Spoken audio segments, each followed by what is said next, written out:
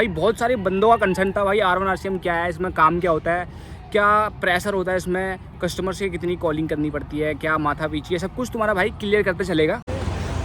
कैसे आप सब भाई हो बोल your fire doing well it's your boy with जो back with a new vlog. भाई चल रहे पार्क, वीडियो आ रही है वीडियो। अभी मैं हूँ रास्ते में जा रहा हूँ पार्क और ये मैं पहुँच गया पार्क। मैं पहुँच चुका हूँ पार्क में और तुम्हारे भाई ने ट्राइपॉड भी सेट कर रखा है। वीडियो मैं अब स्टार्ट कर रहा हूँ, करते हैं स्टार्ट। अगर आप चैनल पे नए हो तो प्लीज़ सब्सक्राइब कर लेना, दबा के लाइक। वो तेरी बहन दबा के लाइक से ठोक दीजिए, 5000 लौटे दिख जाना चाहिए। ये 4000 के लिए मैं यहाँ पे नहीं खड़ा हूँ।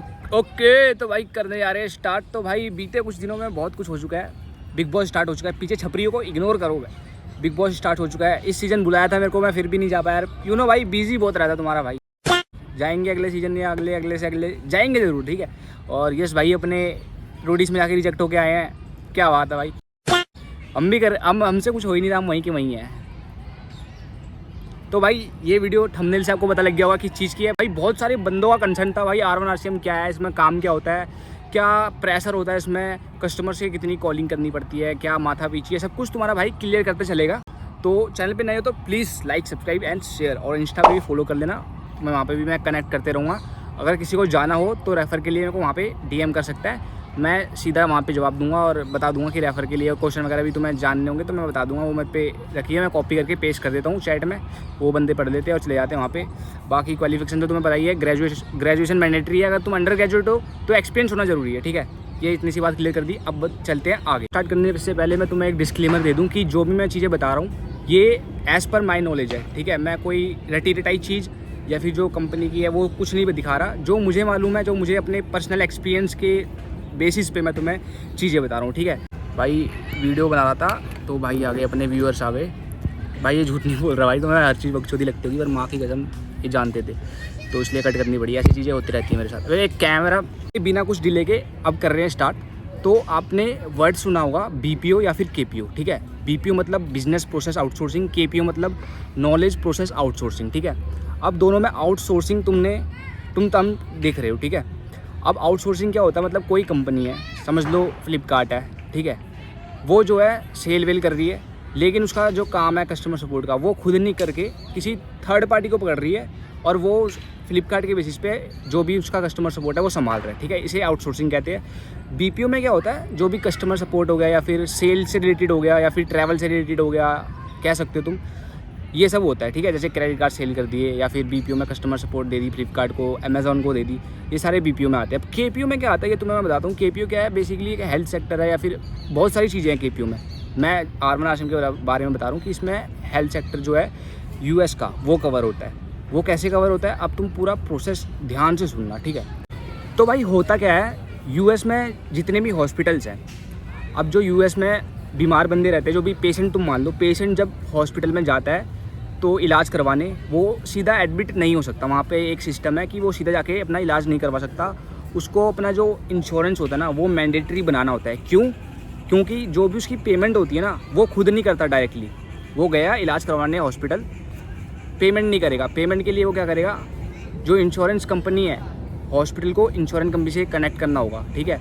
अब पेशेंट तो गया, उसने इलाज करवा दिया, अपना इंश्योरेंस कार्ड दे दिया रिसेप्शन पे, उसने डिटेल्स वगैरह फिल करके अपने उस पर सिस्टम पे अपडेट कर दिया, ठीक है। अब उसकी डिटेल्स होगी, वो इलाज करके घर चले गया। अब डॉक्टर पे इतना टाइम तो है नहीं कि वो इलाज वगैरह भी करे और पैसे वगैरह भी ले इंश्योरेंस कंपनी से। तो उसने रखी एक थर्ड पार्टी जो कि समझ लो R1 RCM है या फिर पैसिफिक या फिर ऑप्टम, जो भी है तुम समझ लो, ठीक है।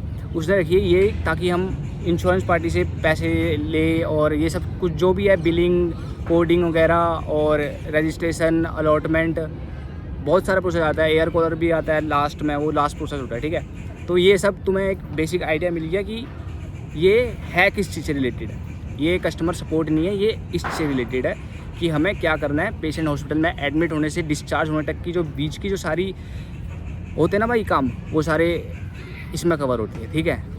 ज़्यादा डीप में मैं नहीं जाऊँगा। इंश्योरेंस के मतलब इंश्योरेंस जो सीनियर बंदे होते हैं 65 से अब उनका अलग होता है, 65 से कम का अब, ये सब तो तुम्हें ट्रेनर ही सिखाएगा। अगर मैं ही सिखा दूंगा तो ट्रेनर की क्या जॉब है भाई, मुझे दे दो ना उसकी सैलरी, ठीक है भाई। तो ये चीज़ है, तुम्हें मैंने एक बेसिक आइडिया दे दिया। अब मैं बताता हूँ प्रोसेस टू प्रोसेस क्या काम होता है। तो गाइस अभी तुम्हारी स्क्रीन पे एक चार्ट दिख रहा होगा जिसमें कि रेवेन्यू साइकिल मैनेजमेंट, जो कि R1 के पीछे भी लगता है, आरसीएम कंपनी है, तो इसके बारे में तुम्हें नॉलेज होनी चाहिए। तो यही सारे प्रोसेस उसमें होते हैं जो कि ये दिखा रहे हैं ना सर्कल वाइज, ये स्टार्टिंग से यूँ यहाँ से स्टार्ट होते हैं और फिर एंड में जाते हैं। एंड वाला एयर कूलर का है, स्टार्टिंग वाला FCC का रहता है, क्योंकि FCC का फ्रंट प्रोसेस होता है जो कि फ्रंट का काम होता है, और एयर वालों का लास्ट में आता है, जबकि जो इंश्योरेंस कंपनी से पैसे वगैरह जो है डिनाई हो जाते हैं, तो फिर वो उनका काम होता है। ठीक है, तो सबसे पहले जो भी आता है कस्टमर आता है, अपॉइंटमेंट वगैरह जो उसको लेता है, तो वो सारी अपॉइंटमेंट करना और रजिस्ट्रेशन करना कस्टमर की, और उसकी एलिजिबिलिटी और क्या कहते हैं एलिजिबिलिटी और बेनिफिट वेरिफिकेशन करना कि भाई जो इंश्योरेंस वो दे रहा है वो एक्टिव है या फिर नहीं है। ये सारे हम ना इंश्योरेंस के पोर्टल पे जो दिए रहते हैं उन पे जाके चेक करते हैं कि भाई क्या काम है। ये सारे FCC के हैं जो मैं बता रहा हूँ अभी, जिसमें मैं हूँ।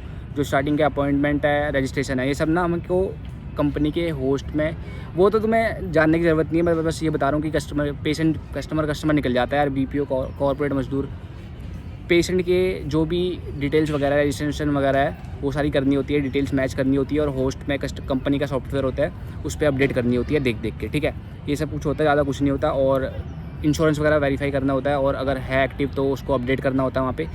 इतना सा काम है FCC का। उसके बाद आ जाता है तुम्हारा यूटिलाइजेशन रिव्यू, ऑथराइजेशन, ये भी सारी सिंपल सी काम है। ऑथराइजेशन वगैरह होती है ना, जैसे कि कोई चार्ज होने से पहले ऑथराइजेशन होती है, या फिर वो सब कुछ है इसमें। भाई जो मैंने अभी 3 स्टेप बताई स्टार्टिंग के, 1 2 3 4 जितने भी 5 तक मान लो, ठीक है, ये सारे मतलब कवर होते हैं एक उसमें। इसमें ज़्यादा कुछ अरे यार पेशेंट से या फिर कस्टमर से बातचीत नहीं करनी। तो जो जितने भी भाई अपने सवाल पूछते हैं ना कि कस्टमर से बातचीत होगी, भाई कस्टमर से यहाँ पे कोई नाता ही नहीं है अपना, कस्टमर से बातचीत ही नहीं करनी भाई।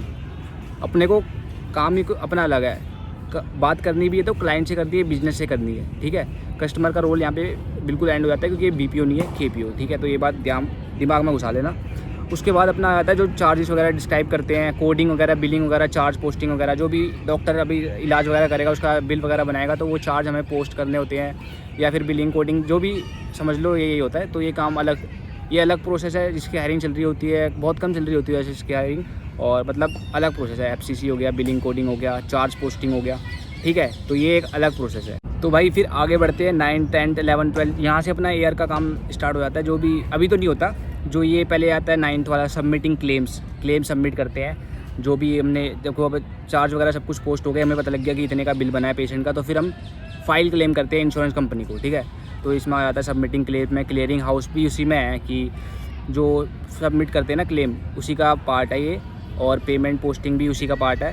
फिर आगे डिनायल मैनेजमेंट, यहाँ पे एयर का काम स्टार्ट होता है। जो भी हमने जैसे कि मान लो पेशेंट आया, उसका बिल बना $20,000 का। ठीक है, हमने इंश्योरेंस को क्लेम कर दिया फाइल, ठीक है, कि इतने का बिल बना है। ठीक है, तो वहाँ से क्या हुआ, 15,000 की तो उन्होंने दे दी और 5,000 का डिनाई हो गया। जैसे कि 5,000 का डिनाई कर दिया, तो हम जो भी बंदे होते हैं एयर कॉलर के, तो वो उनसे कांटेक्ट करते हैं, कस्टमर से नहीं, याद रखना, बिजनेस से कनेक्ट, वहाँ पे उनके अपने बंदे होते हैं तो उनसे कनेक्ट करते हैं। हमारे से बंदे होते हैं वो काम कर रहे होते हैं, समझ लो, ऐसे ही समझ लो।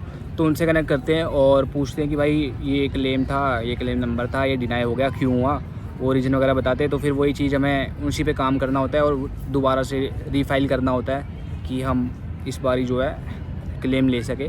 बाकी कभी ऐसा होता है कि हमने $20,000 का क्लेम फाइल करा है, तो एक्सेस मिल गया वहाँ से, तो वो सारी चीज़ें लौटानी होती है। जो भी एक्सेस मिल गया, $100, $200, ये सारा काम तो तुम सीख जाओगे। मैंने एक मोटा बाहर से बता दिया कि ऐसा काम होता है। अब मैं तुम्हें प्रॉपर बताऊँगा, फिर तुम उस प्रोसेस में नहीं आए तो कोई फ़ायदा नहीं है ना भाई। या तो तुम उस प्रोसेस में आ जाओ तो मैं बताऊँ, इतना मेरे को भी आइडिया नहीं है, क्योंकि मेरे को अपने वाला का पूरा प्रोसेस है जो स्टार्टिंग में था FCC का, जिसमें रजिस्ट्रेशन वगैरह बहुत ईजी है, वो सबसे ईजी प्रोसेस ही वही है।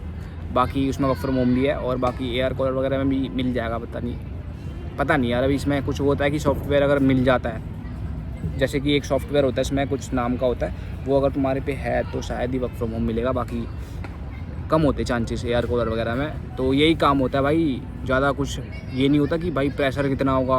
टारगेट की मैं बात करूँ तो टारगेट भाई वैसे नहीं होते यार कि जैसे कस्टमर सपोर्ट में होते कि इतने सेल करने हैं, इतने वो करने हैं। जितने हम पे अकाउंट आ रहे हैं उतने अकाउंट करने हैं, मतलब बहुत ही ईजिली, मतलब कोई माठा पीछी नहीं है भाई, बहुत शांति से हो जाता है, बहुत सुकून का काम है, हो जाएगा। और ऐसा नहीं है कि तुम्हें डंडा दे के रखेंगे भाई क्यों नहीं हुआ टारगेट, इतने सेल करने थे इतने क्यों नहीं हुए, ऐसा कुछ नहीं, टारगेट का काम बिल्कुल भी नहीं है, ठीक है। तो ऐसा बिल्कुल भी मत सोचना, चिल काम है एकदम। भाई यार कॉन्फिडेंस नहीं आ पा रहा कसम से भाई, मतलब वीडियो जो मैंने इतनी लेजीनेस में बनाई है ना भाई, तुम बोर तो हो गए होंगे। लेकिन अगली वीडियो जो आएगी ना मेरी, कंसेंट्रिक्स वर्सेस R1 RCM, इसमें मैं मतलब आग लगा दूंगा, सच में बता रहा हूँ। मैं कल ही बनाऊंगा, कल आज वीक ऑफ है, सैटरडे संडे मेरा वीक ऑफ होता है, नहीं तो मेरे को मन बहुत करता है वीडियो बनाने का, यहाँ पे पार्क में आने का, वीडियो बनाने का, लेकिन टाइम नहीं मिल पाता।